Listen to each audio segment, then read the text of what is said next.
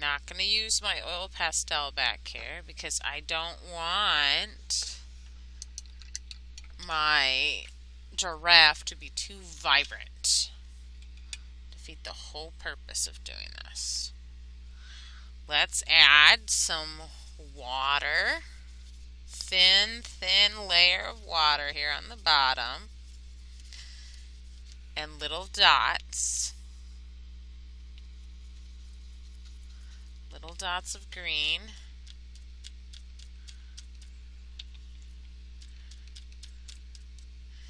And we're literally going to just take that green and spread it out. We're adding a green wash for our grasslands, our savanna grasslands.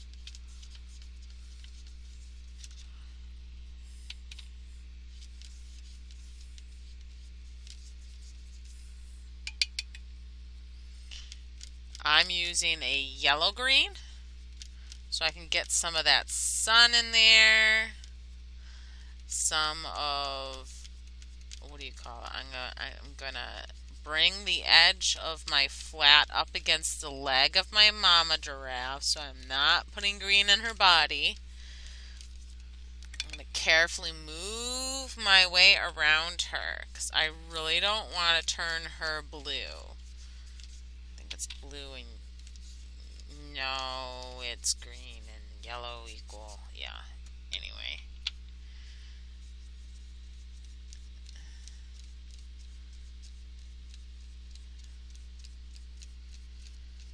And I'm really going to just touch this off and use my flat here.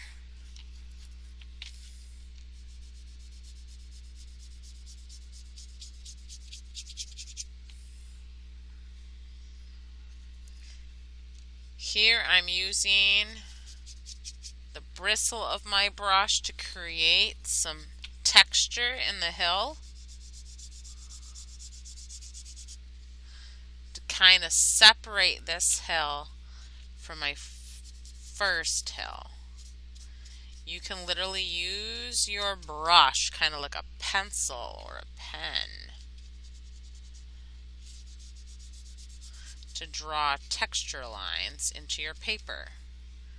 You literally do this with like a decently dry brush, not super wet. You just put those puppies in there.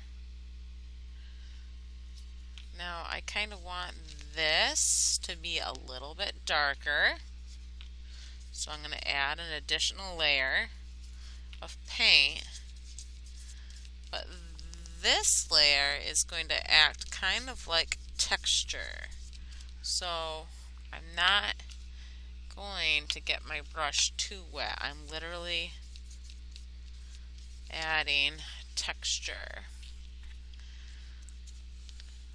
The next step is to wait for this to dry before we add any other form of texture on the top of our paper. We want our filler shade to dry. So let's go up here and work using that green so we're not constantly dirtying up our water. We're going to use some of that green up here in our tree and add some filler shade there.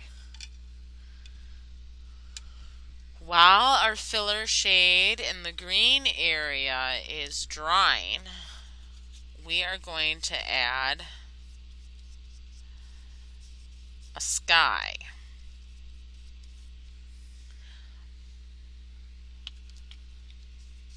I'm going to use some of the white of the paper here and do a negative piece and have some of that white peep through as if the white of the paper is the cloud itself. I'm doing this because the savannas are really like clear skies. I really do want my blue to be just a little bit darker or a little bit lighter than my grass. I really don't want it to be the same value or intensity. specifically because I want my grass or my sky somewhere around there. I want one of them to pop. And the only way I'm going to get it to pop is to create that contrast. My blue is kind of watered down, and that is okay.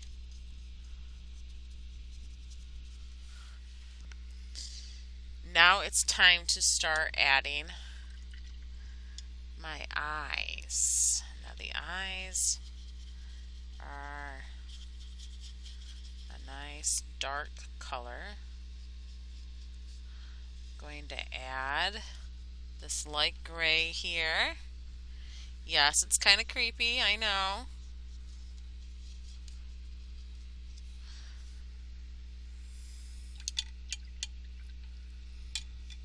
And while my gray is drying, I'm going to go back and add some more darkness to this hill.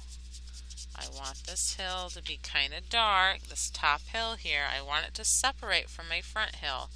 So I'm going to have to add some more darkness there. So that means I'm going to have to add an additional layer of paint on top to get it to come out more. This will help my giraffe head pop a little bit. It will help Mama come out and pop out from the background. That's why I'm doing this. Now here I have lots and lots of color, not as much water, and I'm literally going to use my bristled edge of my flat to kind of draw in some grass.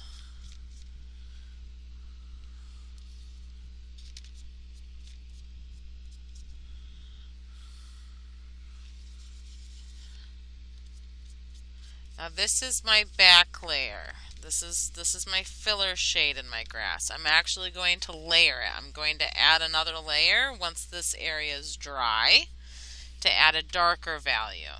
But my eyes are dry now, so now it's time for me to work with my eyeballs.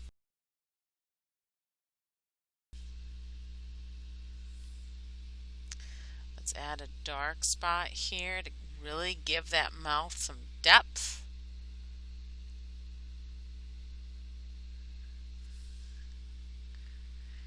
They got really thick eyelashes, so we're going to add a lot of thickness to the top of your eye. That's why we kind of had the middle of your eye be kind of gray.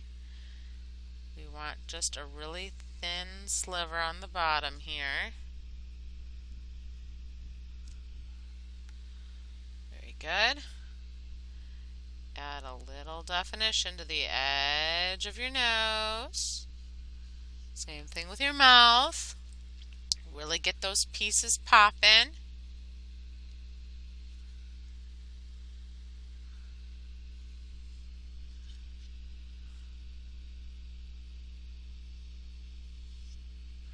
See that?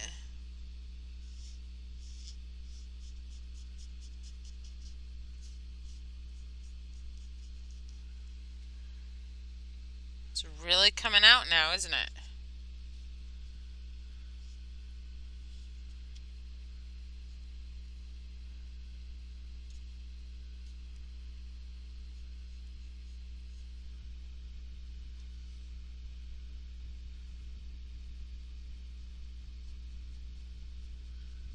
It's not a lot of black, just a little.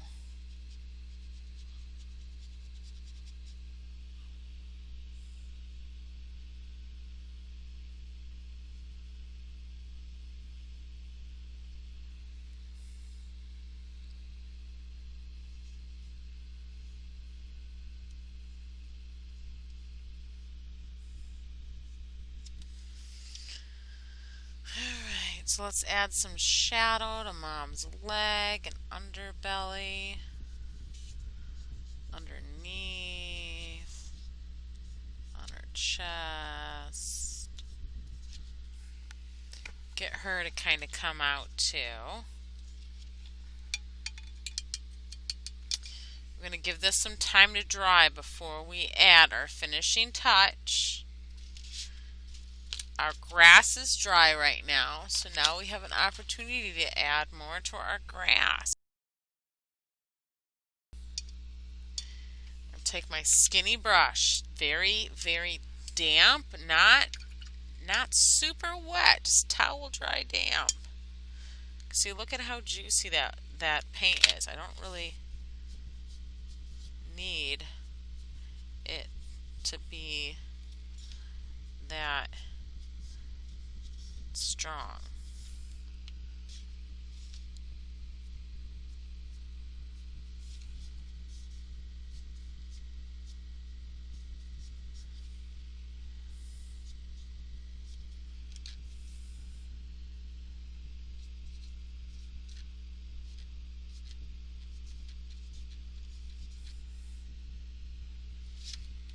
I'm just going to add some depth here.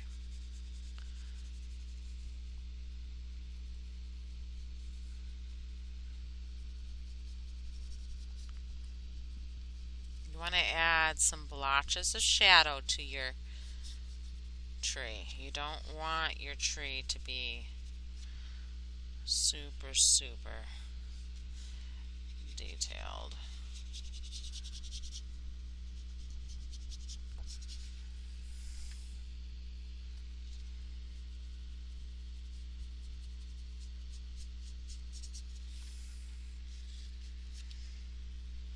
This area is still drying, but when you're ready, you can take some of that oil pastel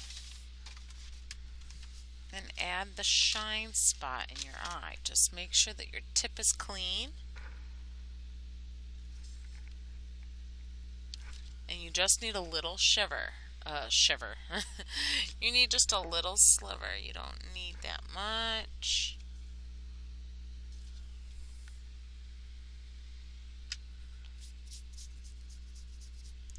And in fact, I am just going to add a dot of black in here, and then I'm going to blend it. There we go. It's turning more into a gray. There we go. Nice and hard. Hard. There you go. See that baby pop? If you want, you can take some pen and maybe add some spot details here.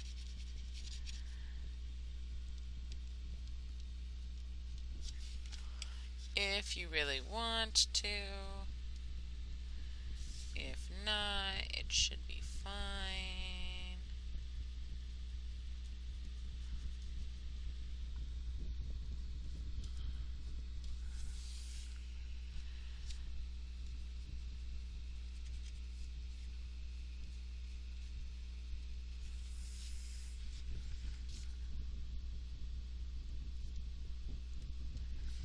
I did not use my oil pastel back here because I didn't want my colors to be as vibrant, because my giraffe is further back into the background.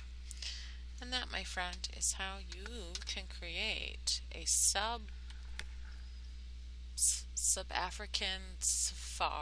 safari piece using giraffes and watercolor.